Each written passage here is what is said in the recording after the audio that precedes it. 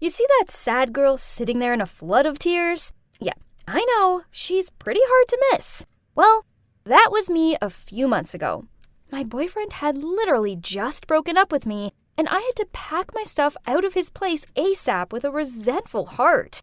But thinking back, if he hadn't broken my heart, I wouldn't have fallen into this super awkward and ridiculous situation. Oh, I forgot. I'm Ava. I'm 22 and I suck at love. So anyway, after crying like a newborn, I realized I needed a trip away to free my mind, just like Julia Roberts' character did in the movie Eat, Pray, Love. But I could only afford to do the low-budget version. So I went on Airbnb and found a reasonably priced room to rent in this idyllic beach house. And it gets even better. The owner, Hazel, is out most of the time, so it would be like renting the whole house with the price of one room. Awesome! Reserved! I needed to get out of this emotional hellhole ASAP. As expected, Hazel wasn't home when I arrived, and I had to find the hidden key under a plant pot by the door and let myself in. And oh my, it was like stepping into a life-size retro dollhouse. From the chic furniture to the funky wallpaper, I loved it here. This Hazel girl has got some taste. Ooh, there was even a record player. If I'd have known, I would have brought my vinyls with me. But hey, her collection wasn't too shabby. I have to admit that the idea of having a cool friend like this Hazel girl sounded pretty awesome. I was determined to actually meet her because, yeah, it's been 5 wonderful days staying here and I still haven't run into her. So one night, I settled down in the living room and watched a movie while waiting for her to come home. She eventually showed up at 2 a.m. Ugh, this girl wasn't kidding about coming home late. I greeted her and said, "Hey, I saw you have an Exacta 35mm film camera. That's so cool. Also, would you mind if I take a look at your vinyls?" She looked a bit confused and replied, "I have a what?" "Oh, you mean those rusty old things? They're my brother's. I doubt he'd mind. He always talks to me non-stop about them. So I think he'd be happy there's someone in this house who speaks the same language as him." Ha! Oh, they're her brothers? How very interesting. This got me thinking. Is he handsome? And what about his personality? Is he an arty type with a kind soul? Daydreaming about this mystery guy became a regular occurrence for me. Oh gosh, was I crushing on a guy I'd never even met? How desperate was I? One day I came home from grocery shopping. I was totally exhausted. So I threw the groceries in the kitchen and jumped straight onto the pile of blankets on my bed.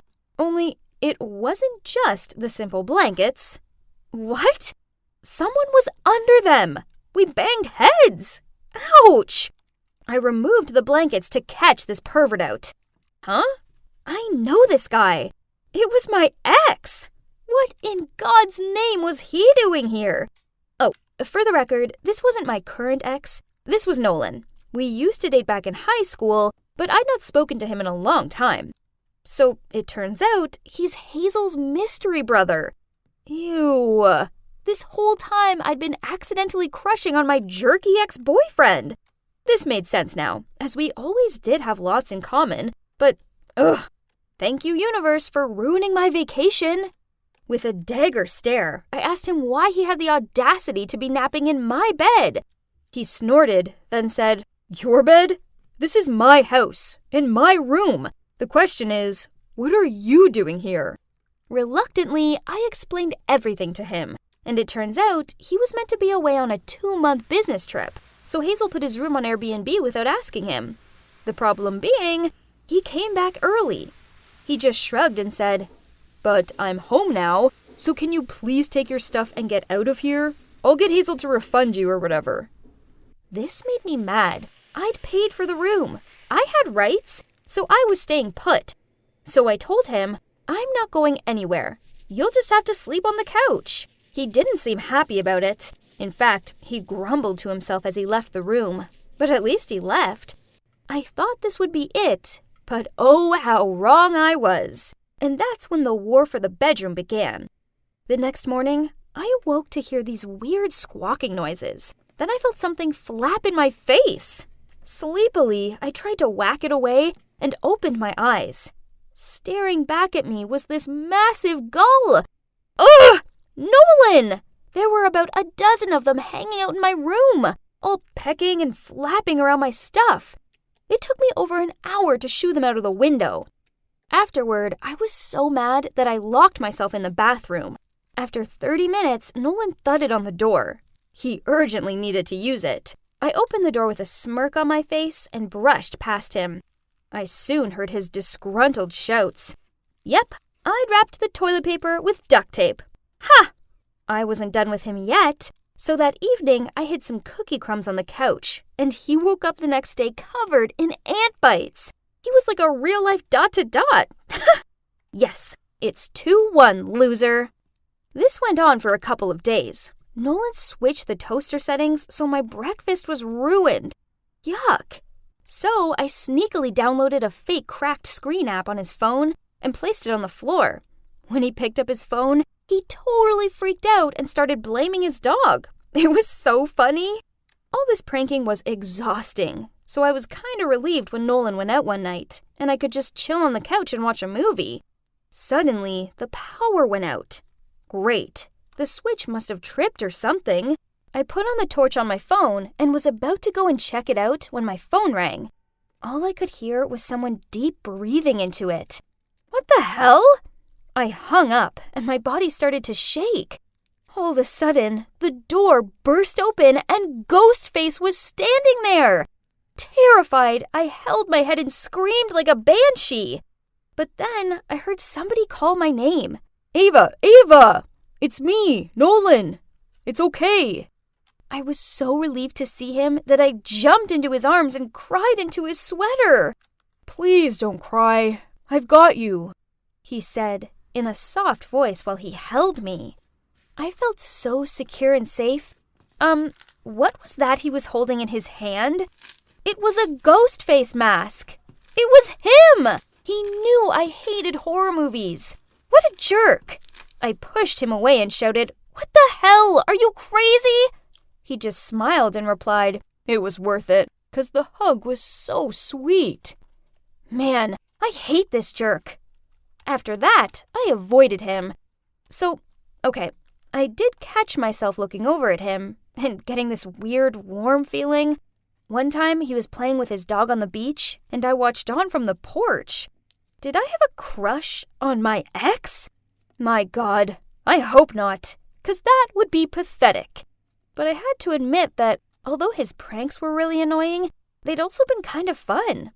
It made me reminisce on the old days when we were together, and we were so happy back then. But nothing lasts forever. Hazel appeared with 2 cups of coffee, and we started chatting. I told her how annoying her brother was.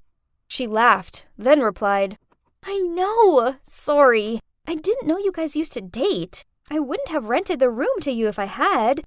I get that it must be awkward for you, especially as you were the one who broke up with him, right?" I did what? He was the one who broke up with me because he was moving away at the time and couldn't handle the long-distance relationship. And worse, he did it over a freaking letter.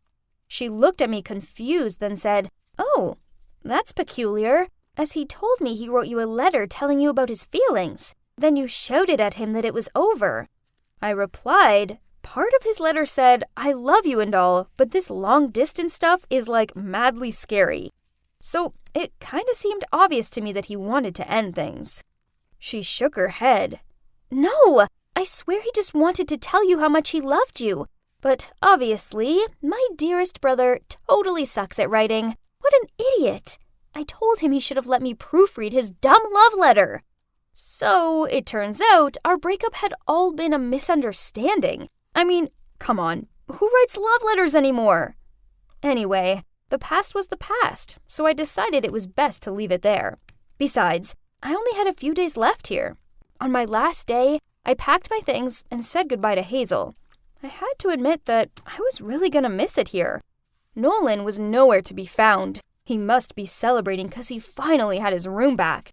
Whatever, it's not like I needed to say goodbye to him. I took a cab to the train station. On the way, I couldn't shake Nolan out of my head. He needed to know the truth about the breakup. I couldn't let him think that I was a cruel person back then. "Stop! Turn around!" I shouted out to the cab driver. I ran back into the house. Hazel stared at me in shock.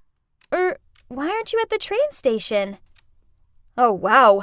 I couldn't believe they wanted to get rid of me so fast. I was about to leave when Hazel continued. "Nolan just took a cab there to talk to you. Let me call him." Nolan answered the phone and asked me to meet him at a lighthouse nearby. Oh gosh, I was so nervous. What did he want to tell me? Maybe Hazel had told him about our convo the other morning. I spotted him. He was holding something. Gee, I hoped it wasn't another letter. He blushed while looking at me. Then he said in a shy voice, You forgot something in my room." Then he handed me a bag. I opened it, and there was my lingerie! Oh, great! How could I forget them? So he wasn't going to tell me anything. But wait a minute. These weren't mine. And they still had the tags on. He giggled and said, "Sorry, I swear that was the last prank. I just needed a reason to see you. Hazel told me everything.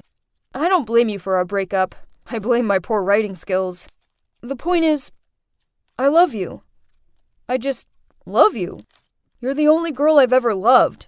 Still to this day. I've never loved anyone else." Oh gosh, I couldn't believe it. Although I was pretty sure he'd just quoted that from a movie or series or something. As we all know, he sucks with words, and it sounded familiar.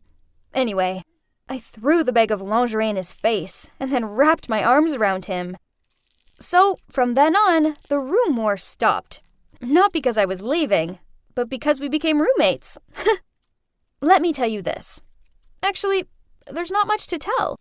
Only, when your boyfriend writes you a letter, please make sure you read it very carefully. Actually, scrap that. Just tell him to get with the times and to text you.